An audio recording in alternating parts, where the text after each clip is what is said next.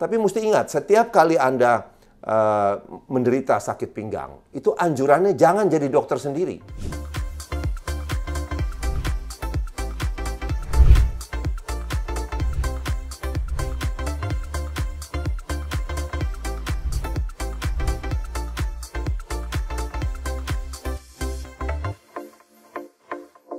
Dr. Henry Suhendra, dokter spesialis bedah ortopedi, konsultan sport dari Rumah Sakit Siloam Kebonjeruk, Jakarta.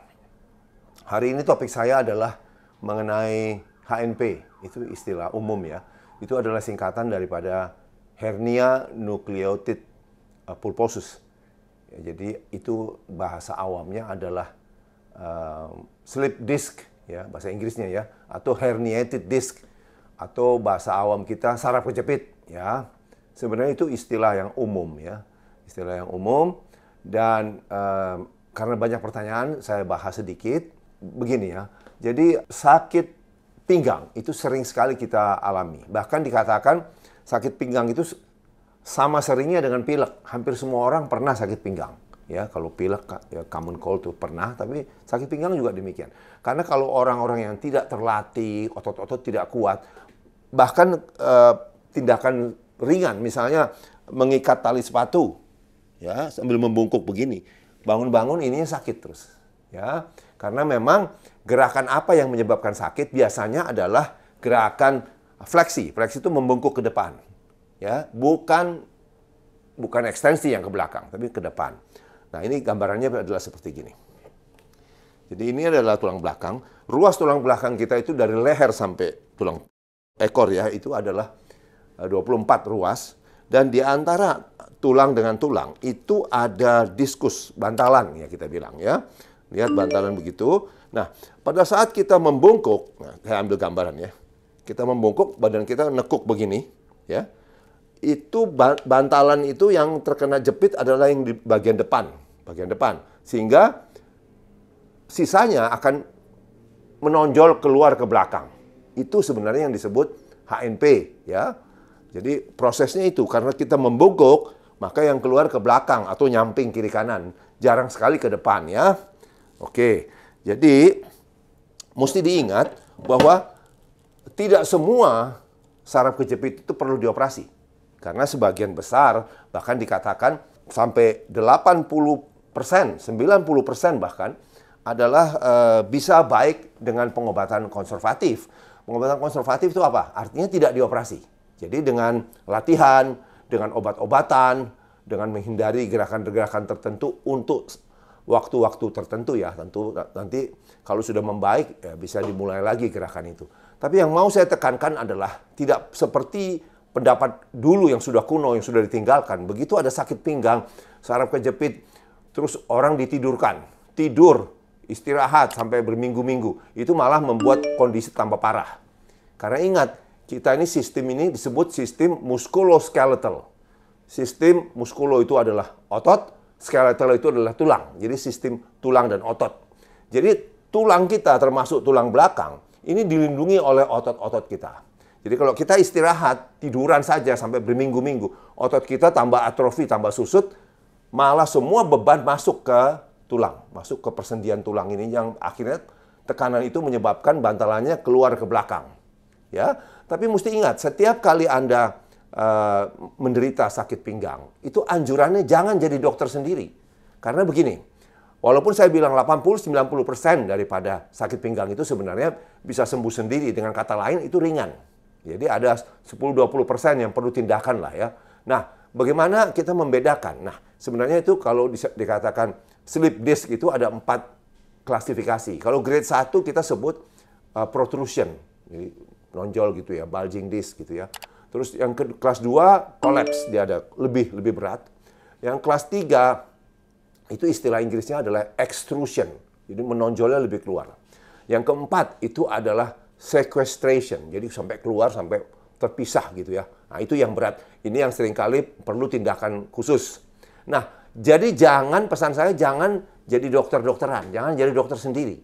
Karena kita tidak tahu ini yang berat atau yang ringan. Ya, bahkan Anda harus pergi bukan hanya ke spesialis ortopedi seperti kita, tapi lebih khusus lagi karena kita mau menggiatkan pelayanan subspesialistik. Artinya Anda datang ke dokter yang betul-betul menguasai memang bidangnya sesuai kompetensinya. Yaitu apa? Cari dokter spesialis bedah ortopedi, konsultan spine, konsultan tulang belakang. Jadi kalau di grup saya, Faith Orthopedic Group, kita ini sekarang berenam dengan bermacam-macam konsultan yang berbeda. Ya, kalau saya sebutkan tadi saya untuk sportnya. Jadi saya juga berperan pada pengobatan HNP karena 80-90% kan konservatif. Itu intinya adalah dengan latihan-latihan. Tetapi kalau yang kita harus membedakan dulu ini apakah kasus yang berat. Kalau kasus berat itu akan dilihat oleh dokter spesialis bedah ortopedi, konsultan spine, konsultan tulang belakang. Itu ada anggota tim saya yang khusus itu, ya. Jadi adanya di Rumah Sakit Siloam Kebonjeruk, Jakarta. Baik, jadi pertama harus ke dokter konsultan spine supaya dilihat apakah ini berat. Kalau berat bisa diteruskan dengan tindakannya apa perlunya. Tapi kalau ringan, sebagian besar kan ringan. Itu kembali ke kita, konsultan sport. Karena basicnya adalah dengan latihan. Karena kalau otot kita kuat, pelan-pelan keluhan itu membaik. Bahkan dikatakan sebagian besar itu karena ringan, itu akan resolve, akan sembuh sendiri ya. Itu antara 3 minggu, 6 minggu, bahkan ada yang sampai 3 bulan. Kan tiap orang beda-beda. Tapi bisa sembuh. Dan jangan pernah percaya kalau ada dokter Anda ke dokter Anda bilang tidak boleh angkat beban lagi. Itu salah. Karena kalau Anda tidak angkat beban, maka hanya soal waktu kan, dengan bertambahnya umur, otot kita susut. Semua otot susut, termasuk otot core, otot di badan, otot punggung, otot abdomen kita. Semua menyebabkan kalau otot itu susut, tekanan semua masuk ke tulang, ke sendi. Itu yang menyebabkan salah satu kenapa tekanan besar menyebabkan diskusnya, bantalannya keluar ke belakang. Ya, jadi memang pada saat lagi akut, lagi sakit tidak bisa, ya. Tapi kita obati dulu pelan-pelan bertahap akan kembali dengan berlatih, latihan beban. Jadi seperti video saya katakan, tentu pada saat sakit Anda tidak bisa deadlift. Ya kan? Ada beberapa hal yang harus dihindari. Baik, nanti tunggu video saya, podcast saya bersama dokter spesialis bedah ortopedi, konsultan spine saya akan muncul. Tapi sementara ini saya ingatkan saja, karena banyak yang bertanya, olahraganya apa kalau saya HNP, saraf kejepit?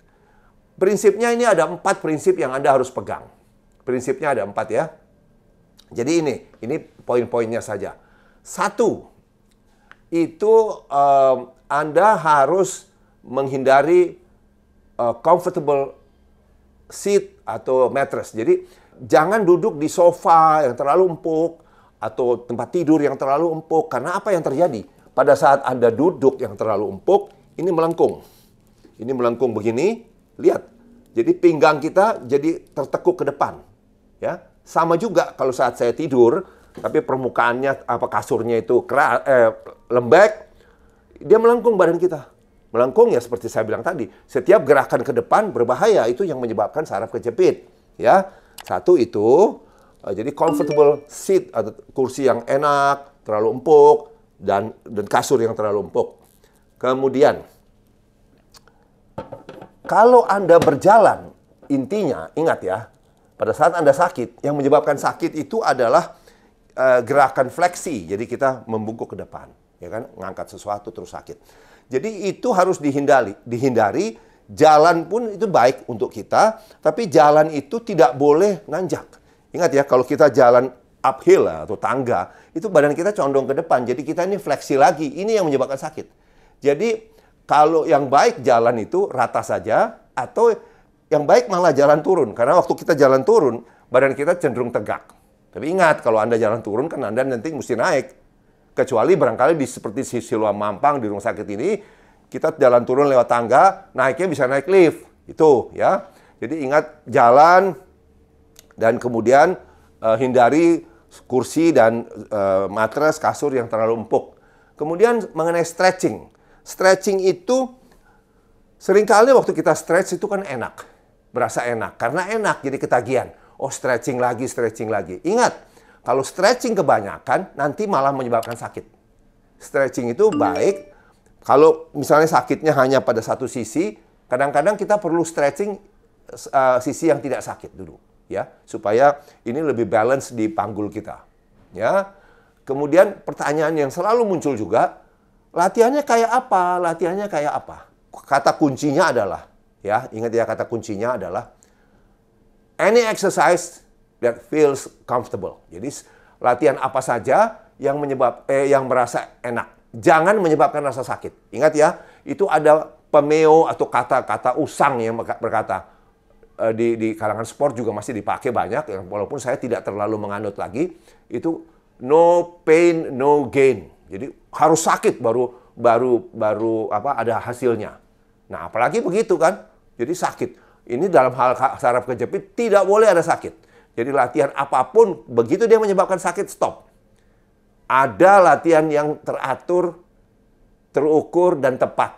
Singkatan saya latihan T3. Makanya untuk orang yang masih akut, masih sakit, itu kita obati dulu, berikan obat anti radang, berikan obat pelemas otot, sambil dilatih. Latihannya apa? Tidak bisa dijelaskan karena banyak dan itu kasus per kasus. Makanya untuk latihan, datanglah ke rumah sakit yang ada gymnya, yaitu Kilo Gym di Rumah Sakit Siloam Mampang, dan ada dokternya yang mengerti. Semoga ini menjawab ya banyak pertanyaan, dan nantikan podcast saya dengan anggota tim saya, dokter spesialis bedah ortopedi, konsultan spine, konsultan tulang belakang, supaya bisa dijelaskan lebih jelas, karena banyak orang takut kalau ke konsultan spine katanya semua dioperasi. Tidak juga. Kalau ketemu tim saya dan ternyata cuma ringan, ya nanti dikembalikan ke saya sebagai konsultan sport, saya yang akan melatih. Tetapi ingat ya, harus ke dokter. Karena kadang-kadang kita tidak bisa membedakan kan ini kasus ringan atau berat. Karena saraf kejepit yang berat itu bisa menyebabkan apa? Kelumpuhan.